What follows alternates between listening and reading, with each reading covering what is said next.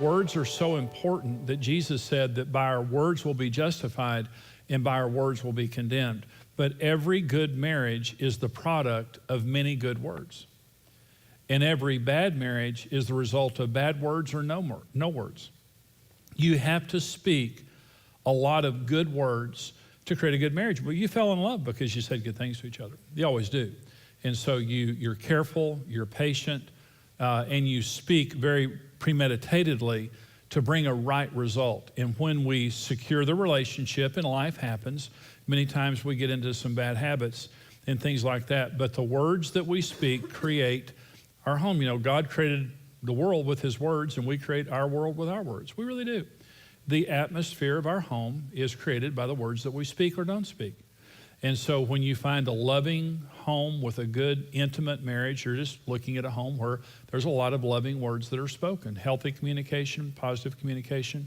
But when you come into an angry environment or dysfunctional environment, you have certain things that are present. And I want to talk about the 5 main roots of bad communication in marriage. Now, we're going to talk about roots and fruits. We're going to talk about the root issue, but then because this root exists, how it manifests itself within our marriage so that we can be healed, so that we can change certain things and have functional communication. The number one root of negative communication in marriage is iniquities and negative role models, okay? Now, we learn from our parents, you know, when little children are growing up, the recorder is going, you wish it weren't, okay? But the recorder's going. Parents are the most profound influence on children, period. Children are profoundly influenced by their parents. But when you're going through conflict, children are learning to go through conflict.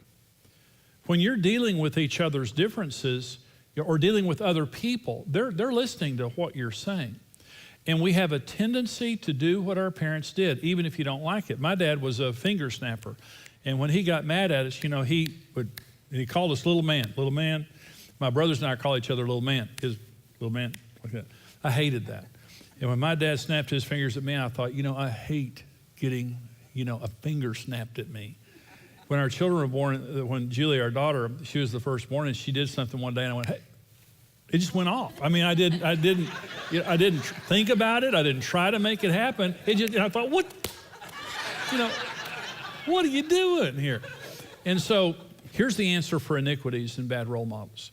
When you look into your past, maybe your recent past or your distant past, and you realize you have that iniquity, you recognize it. Another way to say this is, if I have a bad way of talking, where did this come from? How did I develop this? Did my father do this? Did my mother do this? Did my friends do this? Have I seen this in the movies? Where did I get this? And I've got to admit it and call it what it is. It's wrong. You know, hatefulness is wrong. Meanness is wrong. Sarcasm is wrong. Silence is wrong. Punishing my spouse with silence or just not talking. Those things are wrong. And the second thing is forgive the person that did it to you. If it's your mom and dad, whatever, you forgive that person. But see, it's like this. How does something bent become straight? And I'll answer the question. By submitting it to Jesus. Jesus said when the Holy Spirit comes, he will lead you into all truth. Okay. The day that Karen and I almost split up, I woke up that morning and I read John 16, and Jesus said, when the Holy Spirit comes, he will lead you into all truth. I told Karen stood up to me that night, told me she didn't want me to play golf, began to complain to me. She was righteous about it, but she was standing up to me. I told her to get out of the house. I went in the living room, and I sat down and I said this, Holy Spirit, teach me how to be a husband. And everything I teach men today is what the Holy Spirit taught me. He can teach you anything. And when I don't know how to talk. I didn't know how to talk. I was a terrible communicator. Holy Spirit, teach me how to talk. And here's what happens. See, Jesus isn't bent. Jesus is straight. When children are raised according to the Word of God, they grow up straight. They grow up righteous. It's only sin that bends us, whether it's societal sin or family sin. And so we bring that to the Lord and say, I submit this to you. All the pain, all the hurt that comes with it, I forgive. But I pray that you would heal me and cause me to be straight. And what happens is, again, Karen and I want to be the end of all iniquities in our families. We don't want to carry any trash and give it to our children and grandchildren. We want to be the disposal that gets rid of it by the blood of Jesus.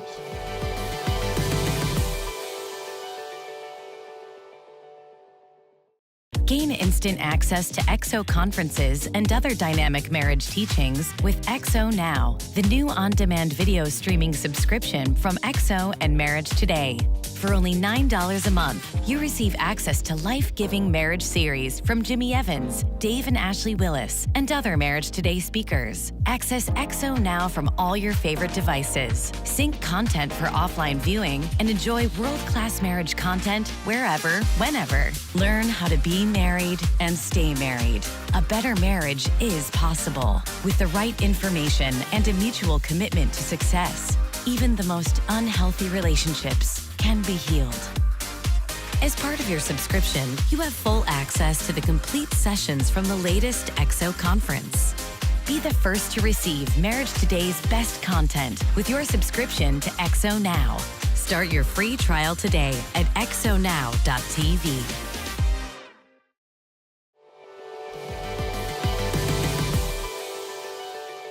Another root of dysfunctional communication is unforgiveness and unhealed hurts. And there's the old saying that hurt people hurt people. And it really is true that when you're hurting, a lot of times you have the highest incidence of hurting other people.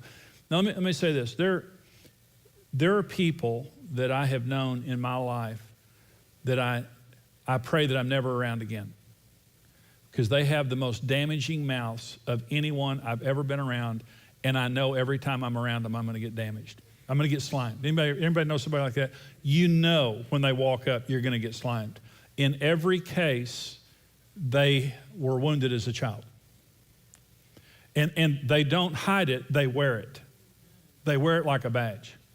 Somebody hurt me, somebody was mean to me, my daddy, my stepdaddy, my mama, my friend, whatever, I got hurt. And it's almost like an entitlement that they hurt other people, okay? But because they're hurting. And here's some of the fruits. The root is unforgiveness. I've been damaged. I'm venting because of damage been done to me. Public venting is a fruit of this. And that is, I love to get into public and to let this thing out, okay? It's not a private thing, it's a public thing, and even related to my spouse. Now, some of you may have relatives that maybe are friends and you get together and their spouse trashes the other spouse in public. Okay, that's what I'm talking about. This is a person that likes a platform. They like a stage. And they're hurting. There's unforgiveness there. See, unforgiveness is like a teapot. It's going to whistle. It's the pressure that's building up through my anger has got to find a way out. Okay, whether it's self-harm or harming somebody else or whatever I say. And so what this is this is a venting of this unforgiveness and of this thing that's going on inside of me. And here's the standard. We always honor each other in public. And again, this goes back to maybe your mom does this to your dad, or your dad does this to your mom, or your friends do this or whatever. If I've got something to say to Karen, I'm going to say it to her in private. But I'm not going to wait till we get in a public place to begin to trash her or anybody else. Another fruit now of this root is passive-aggressive behavior. Now, here's what passive-aggressive behavior is. Again, when we have a problem with someone, we walk up to that person and say, hey, love you, I need to talk, there's something bothering me. That's the functional way to deal with it. Passive-aggressive behavior means two things. I'm not going to do something for you I know you want me to do. And I'm going to do something I know you don't want me to do. Okay. So I know that you have certain needs that you want to have met. I'm not going to meet them. I am passively being aggressive with you. I'm not being aggressive with you in the sense that I'm coming up and saying, you're ugly and your mama dresses you funny. That's aggressive. That's frontal. I'm coming to you and I'm saying, to you, something I know you don't want me to say. I'm going to do something I don't know. I know you don't want me to eat chips in bed, so I'm going to bring them all to bed. And I'm not going to say a word about it because I just know it annoys you. I'm not going to do something I know you want me to do. I'm going to do something I know you don't want me to do. And what I'm trying to do is get back at you. And again, it's dysfunctional. It's not honest. It's not the right way to behave. And again, it's something that you may have been trained into.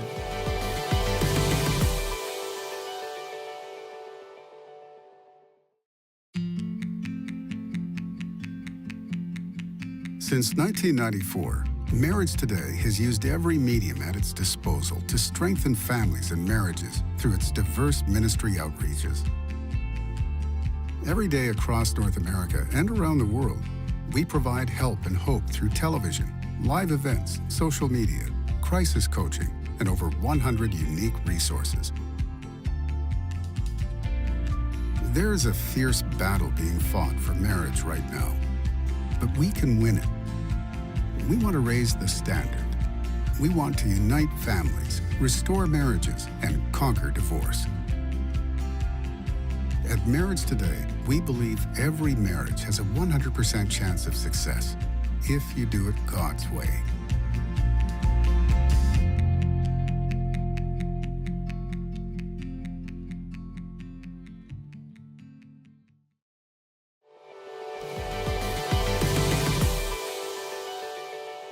Most damage with their mouth, the most abusive with their mouth, it goes back to a wound from their past, okay, that they won't forgive. Well, what's the answer? Forgiveness.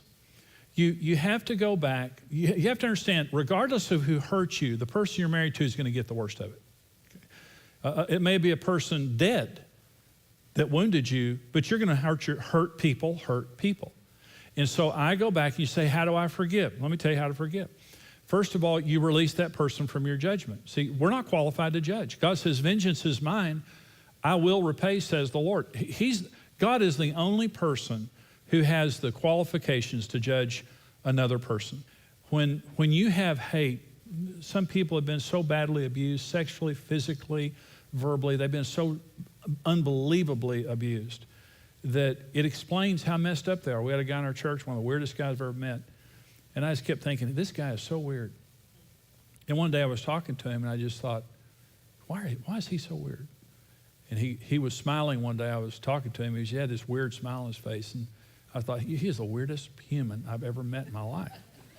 And so we're sitting there talking, and who's smiling at me, he said, Pastor Jimmy, I know you know I have a problem with authority. And I said, yeah. And he was like, most rebellious human I've ever met in my life. And he said, I had 11 stepfathers. I said, what?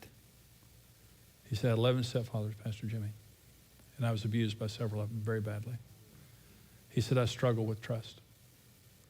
We were friends from that moment forward. And an instant before that, I thought, you're the weirdest guy I've ever known. The next instant, I thought, it's amazing how normal he is based on what he's been through. See, what I found out a long time ago, I'm just not qualified to judge other people. And so I've got to give that to the Lord and bless them. The blessing, I release the judgment to God. And there's several sayings I love. Forgiveness doesn't make them right, it just makes me free. And until we let our past die, God won't let our future live. And I like that. And when we go back into our past, all of us have been hurt. But we have to come to a place that we stop letting that anger reside within us and hurt other people through us. Maybe our spouse hurt us. Maybe it's an ex-spouse that hurt us, whatever. The fruits of that, though, are all kinds of bad stuff. So we have to get that out. Another root is insecurity. And our security should be in God. Every person's insecure, I believe. I don't think there's anyone that doesn't deal with some level of insecurity. When we got married, Karen and I were both insecure, but Karen was outwardly insecure. And the fruits of that, first of all, lack of affection and giving. I could not be verbally affectionate with Karen when we first met, physically either for that matter. And it was mistraining, number one. But the other thing, it was just insecurity on my part. I have a friend, and here's the way he talks to his wife. If he says to his wife, pass the ketchup, I would say, hey, Karen, would you pass the ketchup? Here's what my friend would say. You most gorgeous human on the planet. Love of my life, would you please pass me the ketchup? And when I hear him, I'm just thinking, why can't I do that? But he's more secure, that's why. I mean, insecurity causes you to be overly sensitive. It causes you to be dishonest. Not dishonest as in telling lies, but dishonest as in not telling the truth. Because I'm insecure. I'm afraid of what you're going to do if I tell the truth. Fear, motivation, all that type of thing. The answer is putting your security in God. We're all insecure without God. In fact, if you're secure without God, you're deceived. You shouldn't be secure. My security is in God. Pursuing God and making my security in Him, rather my security being in you. The Lord changes everything when we have an active daily relationship with Him. We take our fears and hurts and insecurity to Him, and we become secure in God. That's the answer for that. And number 4, root is ignorance, is just being ignorant of your spouse, ignorant of how to, resolve conflict and things like that, which causes frustration and stress. Karen used to say things to me. I didn't understand women. I was completely ignorant concerning women. And I didn't understand Karen's need for security, and I didn't understand that she was a normal woman. And Karen used to say things to me, and here's what I would say. That's crazy, Karen. That's just crazy. And I would get so frustrated with her because I was just ignorant of the opposite sex. I was ignorant of her needs. And out of my ignorance, I would just say things that were so insensitive and so wrong. I was in, one of a woman's most important needs is the need for security. And so I didn't know that. I just thought she ought to be just like me, and because she wasn't, she was weird. But I also had a counseling situation where there was a man in there. This is a young man, maybe about 40 years old. And this man and woman were in for counseling, and they had had a lot of fights, a lot of real severe fights, and because she wouldn't give him sex. And so they were in my office, and we were talking, and she turned, and he said, honey, I need sex. I mean, I'm being pure, I'm being faithful to you, but I need sex. I don't understand why you won't give it to me. And she looked at him and said, it's because I don't want to have sex with you. I just don't want it. There was no marital problem. There was not a need in her that he was not meeting. He was a very attentive husband. But her response, not understanding, is one of the most profound needs in a man's life. And meeting each other's needs, we need to understand, we almost never have the same need at the same time. If you have the same needs at the same time, you just need to take a picture of it and worship it the rest of your life. Okay, is just, is a good marriage is two servants in love. A good marriage is, honey, what do you need? Doesn't matter if I need it. Doesn't matter if I understand it. Honey, what do you need? I'll meet your needs. But when we're ignorant of the opposite sex, and see what happens is a lot of times, there's this old saying that marriage is about becoming one. The question is, which one? Is we get married and there's just vie for who's going to win and whose house it's going to be and which personality is going to, be. It's both. Marriage is a win-win situation. We both get our needs met. But when you're ignorant of the opposite sex and you're ignorant of how God made marriage, it'll cause you to say and do things that are very harmful. And this woman, for an example, she's a good woman. She wasn't a bad woman. She didn't mean to hurt her husband. She thought there was something wrong with him because he wanted more sex than she did. She was ignorant of the fact that she married a normal man, and his sexual needs kept drawing him back to her. It's a magnet that God put in men that keeps drawing them back to their wives. God gave men the need for sex and women the gift of sex. It's a wonderful thing. So we need to understand each other and meet each other's needs. And here's the last one, is pride. And this is kind of the original sin of marriage, but pride.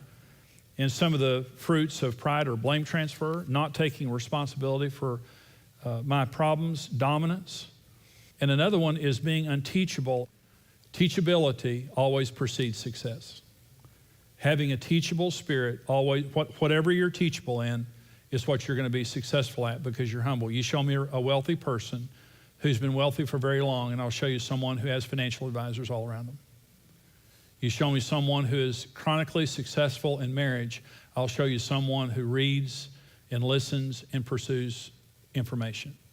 But you show me someone who is chronically unsuccessful in anything, and I'll show you someone with pride and an unteachable spirit.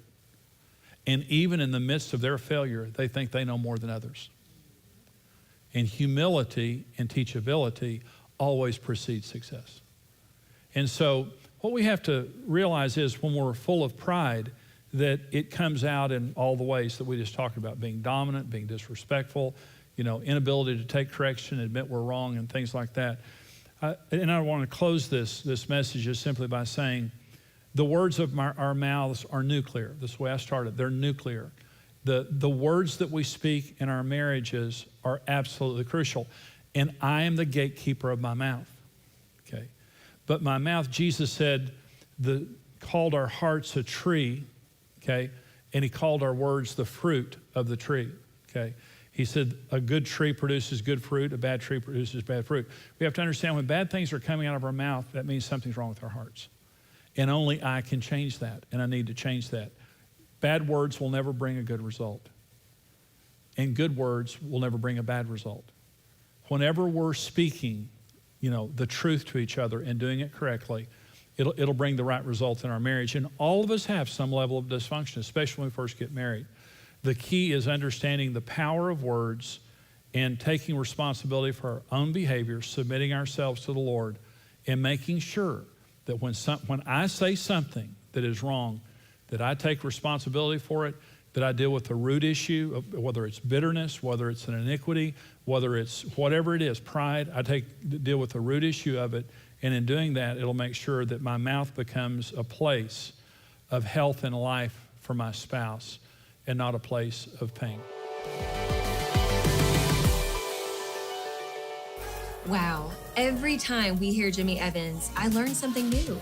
Every single time. He is one of the most gifted marriage teachers on the planet. We've been learning from him for years, and now it's a privilege to be working with him in this work of building stronger marriages. But just like you watching him now, I'm sure you took a lot away from that, and we want to help you get even more access to Jimmy Evans' videos, because what you've just seen is actually just a portion of a full series from Jimmy Evans. That's right. You can see the entire series, plus more marriage building videos on XO Now.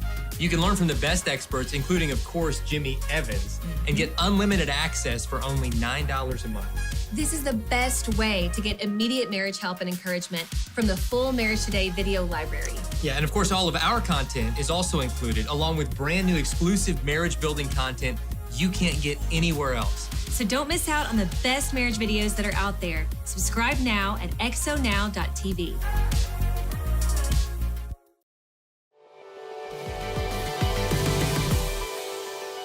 Hey guys, welcome back. We are Dave and Ashley Willis with Marriage Today. So honored that you're joining us right now to watch this. And we're talking about something very important today. And it's how to break the negative cycle of just negativity in your marriage and replace it with a culture of forgiveness and grace and encouragement in your marriage, which can be just an absolute life changer in the home.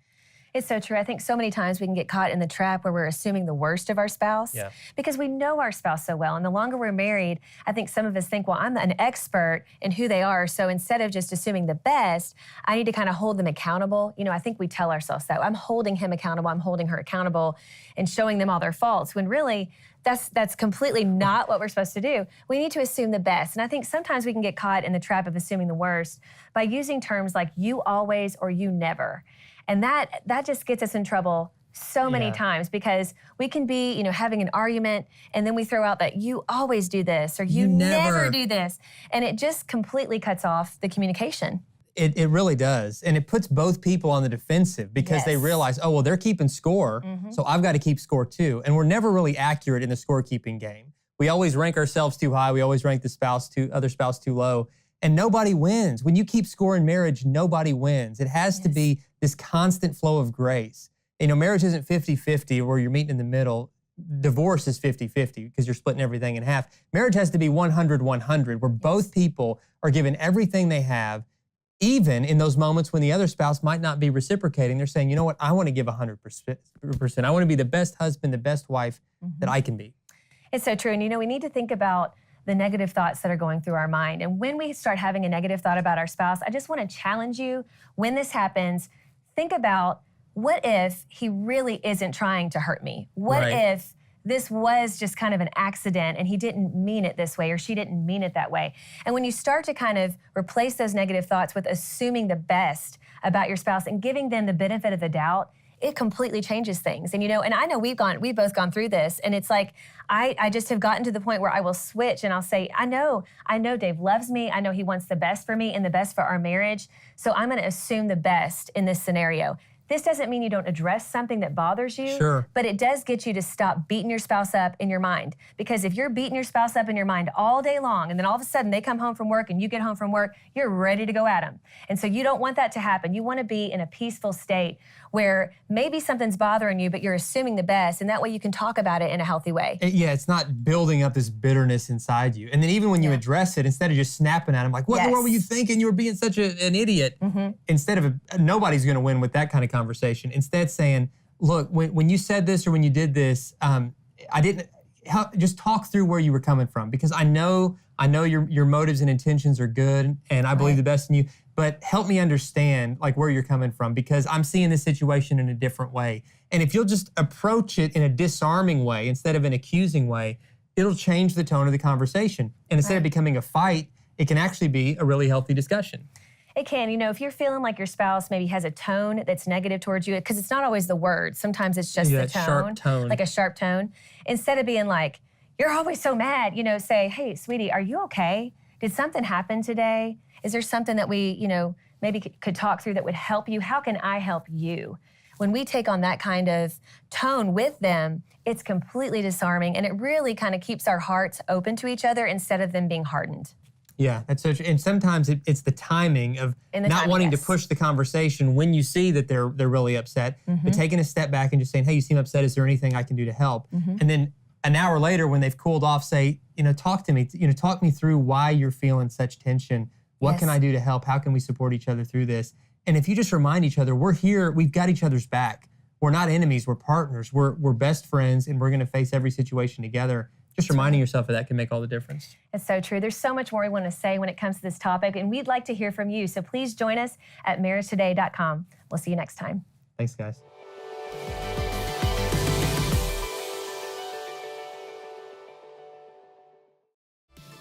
We hope you were encouraged by today's program. This program is made possible by the generous support of our faithful partners.